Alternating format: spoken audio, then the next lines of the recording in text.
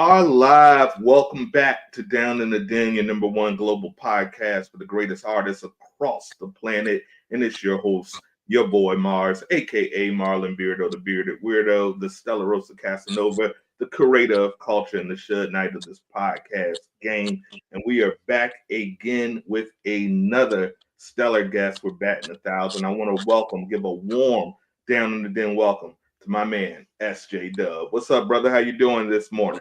I'm doing all right, brother. Like I said, thank you for having me once again. And yeah, we here. Yes, sir. My pleasure. Now you're from Brick City, is that correct? Yeah, Dog City. Dawg City. Yeah. Okay. Jersey, some of the greatest hip hop artists of all time, from Lauryn Hill to Redman. And here's another fantastic artist. Before you came on, I've been listening to your latest project, phenomenal bars out the yin yang, phenomenal project there. So I just want to give you a salute for keeping hip hop alive. I consider myself a hip hop historian, and the longer I do this, it gets rougher and rougher with some of the art and some of the music that we get submitted. But man, yours is definitely up to snuff, man. So salute. Appreciate you, brother. Appreciate you. Facts. Absolutely. So we begin every episode with the absolute same question. I grew up loving two things, hip hop and comic books. And one thing that I noticed that was consistent is that there's always an origin story. There's always a method to the madness, a reason why people do what they do, or a reason why they became a superhero, whatever it may be. So, can you share the journey that led you to pursue music? What were the pivotal moments that made you say, okay, this is what I want to do with my life? Um, I want to say the good and the bad criticism. Um, the people I have in my corner, my family, my close friends, now my kids. You know, because it was this is about I started music probably 13, 14 years old. Like more professionally on that level. Like I started going to the studios and stuff like that. But I've been doing music, probably singing and stuff like that since I was like 11, 12 years old. But yeah, I would say just my community rocking with me, my family, my friends. Um, yeah, man, just the energy I was getting along the way, and even when I thought I was going to stop. It just was like, nah. There's just was more energy, more batteries put in me, more fuel put in my tank. You know, just to keep going for real. And I love that you said criticism and positivity both motivated. I always tell people you can't grow flowers without sunshine and shit. You need That's fertilizer, you need sunshine. So you need both equal parts. There's a thin line between love and hate. And when you that's turn that hater to a lover, it's a beautiful thing. So I love that answer. Absolutely. Now, that, brother. I mentioned earlier, listening to your music, bar heavy, which I love, substance in the music, which I love. What are your music? I think I have an idea, but I want to hear it directly from your mouth. Which artists or particularly had the most significant impact on you as far as influence? I think, there's always some type of blueprint for every great artist. You go back to Michael Jackson, and he'll tell you, Jackie Wilson and James Brown motivated me. Who's that artist for you? All right, one or two. You can give me two. Absolutely. So what's crazy is both artists happen to be from Philly. Um, Cassidy fan from Rip, Shout from out to Cass. from Rip. Moving over to at this time Meek Mill, but I do have a back in the day. I rocks with Nas. Um, a lot of people might not think so, but I was always a Common fan too. Oh yeah. Those are four iconic artists, and all contribute something different and meaningful. I always say Meek has the greatest anthem ever created. Right, that's a fact. That's That'll a fact. hype you up to run through a wall, even if you're soft, soft as a paper towels. Cassidy, the wordplay, and really to me, one of the first like battle rappers that actually was able to make hits. That's a fact. You know, That's a I've fact. taught in deaf, you know, you'll see people that can kill the battle, can't make a hit, people that can make a hit, but we just get murdered in the battle. He was like the first one, in my opinion, to cross over. And then of course Nas, nothing need to be said about Right. Nas, you know, arguably the GOAT.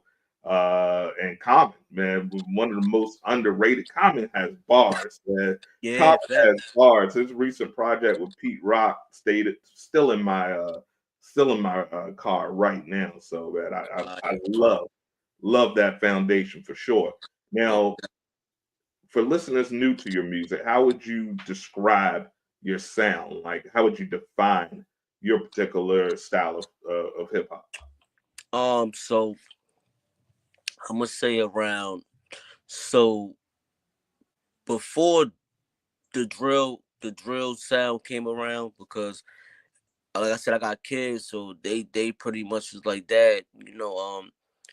I feel like why don't you try to hop on a drill song or do a drill beat or something like that?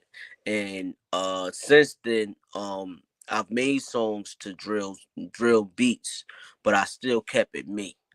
Right. I also like sending a message through my drill music also too. But before that, I'm gonna say I was a definitely a message sender. Talking about my life a lot, what I my upbringing, what I went through, what I seen, what I was around, from time to time. Basically, I treat my music like I'm writing my book about myself. I love that. I love So it. And to me, the best hip hop it usually falls in either it's autobiographical, it's reporting. You may not have experienced it, but you're reporting what you saw, or you're telling the story. Those are, to me, the greatest level. And of course, you have sometimes you just want to be ratchet as hell, and that's right, perfectly right, right. acceptable too. You know, it's like Baskin Robbins, 31 flavors. So I love that. I love that. Yep. Now, you mentioned telling your story. How do you channel personal experiences and emotions into your music? And for you, could you provide like an example of one track that you feel is like particularly therapeutic to create? Because we're another big element. We're in May. It's Mental Health Month, and I feel it's very important, especially as Black men. We don't grow up knowing about therapy. We don't know, the best we can get is talk to you a male figure, which may not be the most positive male figure. I know I Right, listen to my right, big brother a lot, and he was always up to no good. So right. give me a lot of bad advice, and then or go to church or something, or the barbershop. That's really all we have. So I feel with creatives, when to go out and create a song or a show or podcast or whatever, if you're creative, there's something therapeutic about it because it's extremely hard work and sometimes very minimal reward. What's a track to you, or what's something that you feel that just really express your emotions in your music, or a particular track that you want people to listen to? So like I said, I got team music songs out there on all streaming platforms. One of the songs that I made in my whole career of rapping and singing and stuff like that, that still stands out to me to this day, which I don't push as much, um, is I got a song called Shoulder. And just that name alone probably should, like, once you listen to it, you'll hear like pretty much the younger me, the teenage me, and the me now. And that's in that song. It literally like breaks down like my upbringing and where I'm at now. So yeah, my song "Shoulders" is probably one of the most influenced song to me personally about me. Um yeah, that's one of the special ones that I've made in my career. I love that. I love that.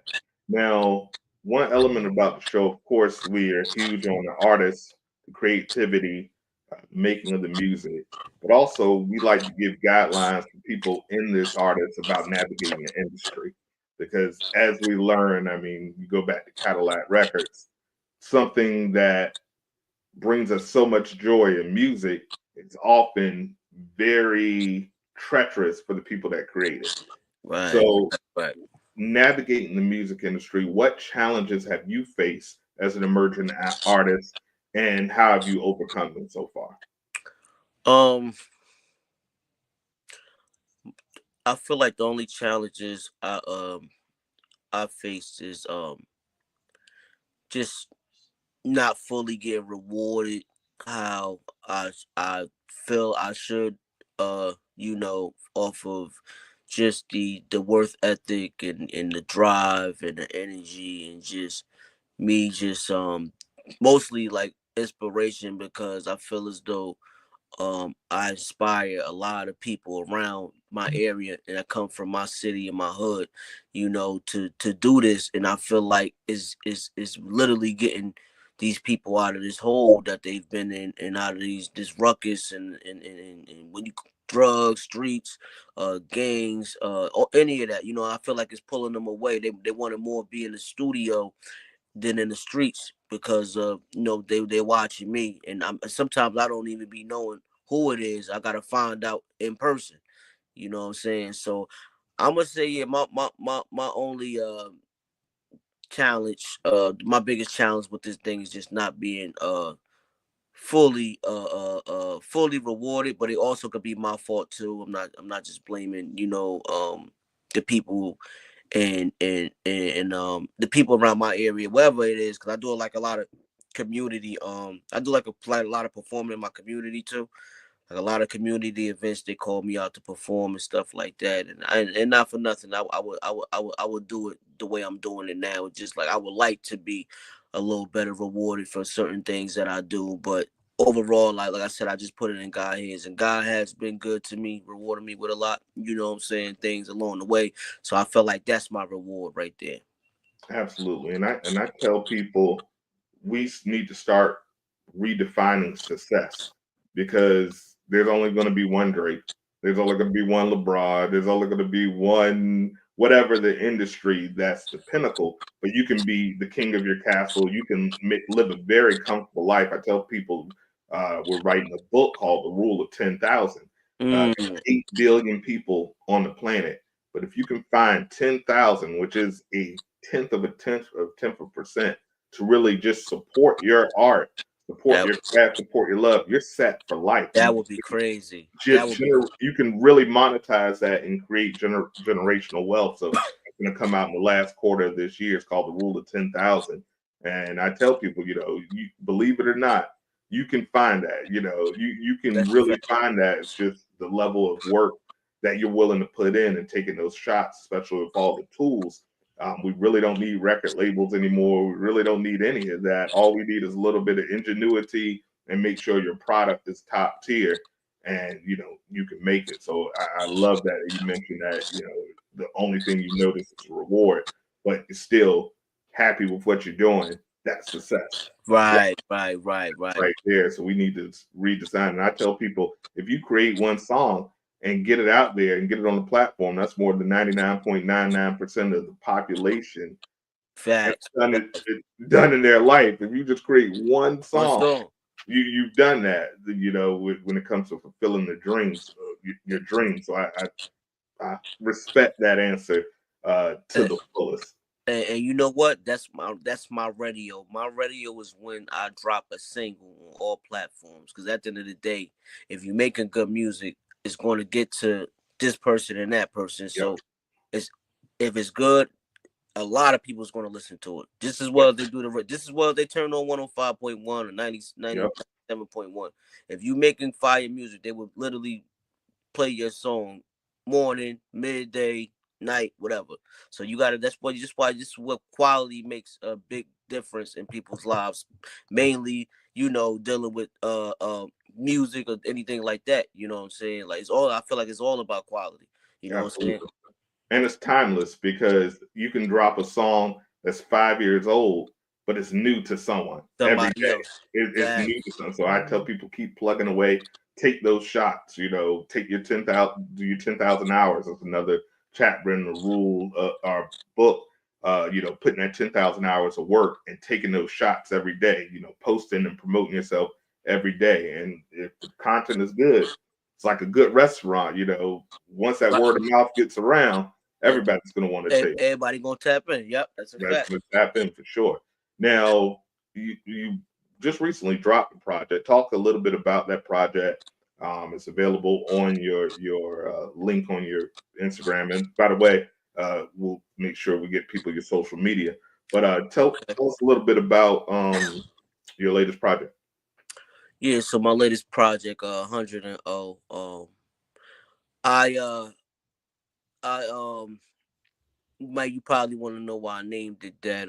I'm a very big boxing fan. You know what I'm saying? So, but just overall, I just overall that tape right there, I wanted to make special, really for me and for my real like supporters, my front row supporters. Cause that one I didn't put on all streaming platforms. I actually made a website, put the music up there to where you could go purchase it, you know what I'm saying? Whether you want to purchase it or you want to uh just listen to a few tracks or whatever the case may be. I also had that option at one time too. Yeah, I just wanted to make that um something special real quick. I put that together within a month.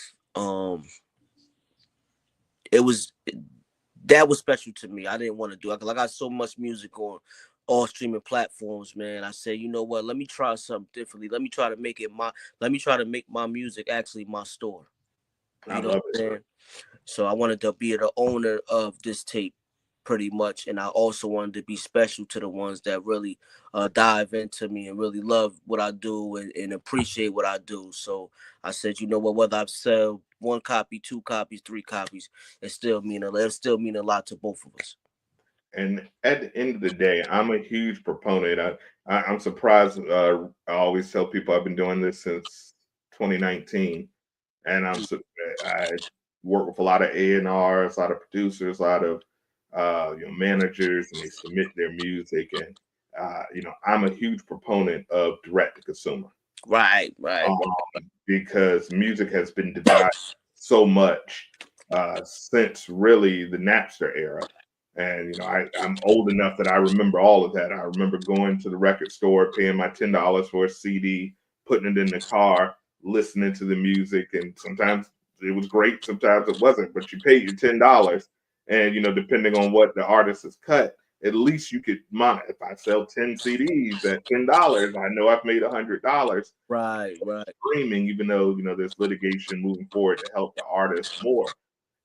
Direct to consumer is the wave. It is the future because you can still, after you've had an exclusive period, launch it on those platforms. It can still go there, but you can Right, still right. learn your fan base. You can learn marketing. You can get email addresses. You can get data, which is truly all record companies are about is gathering data. Direct to consumer is the wave. So I love that you are taking advantage of that, having your website. Give the people the website where they can find that because I love when I see young artists really thinking outside of the box instead of just letting something float on Spotify that may not ever get on a playlist, get in that direct consumer market. With the way that it splits, you could sell 100 of your CDs and make more than someone that's streamed 2-3 million. So, That's the fact. tell us a little bit about where they can find that project. So yeah, so you can find 100 and O, SJ Dub 100 and O, SJ Play Button .com. If you follow me on all platforms, which my all platforms, I'm at s.j.dub3. It's my Instagram. I have actually the link in my bio. You guys could go there, and like I said, I have two options. You can get the CD mailed to you, also with the downloads, or you could just get the downloads, both the same price. So nothing. So if you just want to have that CD in hand and stuff like that, you have the option. Absolutely. The younger generation, they're all about my godson. He's turning 16. He's out in Vegas or turning 17, terrible godfather. Turning 17. And these young kids are starting to get back into getting Catch, physical media catch and up. Yep, yep, having yep. CDs and having something tactile that they can touch and own because you don't have to worry about, if you can't pay your Spotify that month, losing all your stuff, or you own it to own it. So it's definitely something that I love. Now, my final question, because we're all about D.E.N is an acronym for dreams and nightmares, because I was minding my life away doing the 9 to 5 thing, and then 2019, right before the world changed with the pandemic, I realized, man, I got to start doing my dreams, and it's been a pleasure. But in the alternate universe, if you weren't pursuing music, what do you think your career path would have been? What path do you think you would have followed? So I'm real big in two things right now besides music, and that's I cut hair. I'm a barber, and I also do security part time. So other than that, other than them two, I I would still want to be tapped in with the music thing. So I think I would be throwing. I want to be a promoter or throwing shows for the most part. If I wasn't doing actual music. Love it. I love it. That's definitely something you can learn by doing this, and that's a career path. Promotion is huge. Right, Is right. huge, and helping other people get on. So, brother, That's a fact. this has been an absolute pleasure. I love speaking with people that respect the craft, love the craft, uh, open minded when it comes to the business element. We welcome you to the Den family. I want to give you an opportunity to, anything, any future projects you want to promote, any shout outs you want to give, anything that the people should be looking out for. I want to give you the opportunity to let people know that. And then we're going to wrap this one up. All right, sound like a plan, man. So yeah, I went. So I'm gonna give a shout out to my son Tanner Slime because he helped me with this project. All the beat producers. I want to also give a shout out to everybody that purchased this project. Because like I said, this is hand to hand. I just wanted to see all results, whether it was uh uh, uh you buying the CD, you wanting to listen to it, giving me a take on it, whether it was good or bad. You know what I'm saying? So I appreciate all that. Man, shout out to Asbury Park, man. You know what I'm saying? Been showing me so much love for all these years. That's where I'm from. That's my hometown. So Jersey, man. A shout out to all the Jersey artists. Even all the artists from my city. You know what I'm saying? The ones that's on, the ones that's still moving with the music thing. For real, for real. I love it. And as always, we love to show love to the guests of the Den. So the first person in the comments when this episode drops, they'll put the word Jersey in the text. We'll send you a DM, and we're going to get you a copy of that 100 sent out to you courtesy of the Den. That's how we support Thank you, guests. thank you. So the first person in the comments, I will holler at you, and we'll either get you a download or get you the physical CD, however you want to do that. Well, guys, it's the season's already starting phenomenal. This is our last season, but the Den isn't going anywhere. Mars Media, of course, we're going to be having other platforms. We might be back in a few years. So the guests that we have are really important on this final season. And brother, you have been phenomenal. I wish you nothing but the world of success to you. Thanks Welcome a lot, to man. welcome to the Den family. Like I said, even though this is our final season in 2026, will be the final season. The family and the community that we created is going nowhere, and we're going to make sure that we show love. Please follow him on social media. What's your social media one more time for the people? My social media at s.j.dub3 at sjdub3 on all streaming platforms. Absolutely. And we'll have that linked in the episode notes for you. Guys, once again, thank you so much for tuning in to Down in the Den. SJ Dub, brother, thank you so much for being a guest and keeping hip hop alive. Once again, I wish you nothing but the success. We end every episode the same way. Peace, love, unity, and respect. Deuces. Appreciate you, brother. Have a good one, man. Thanks for Yes, having sir. me. You have a good one. You do the same. Peace.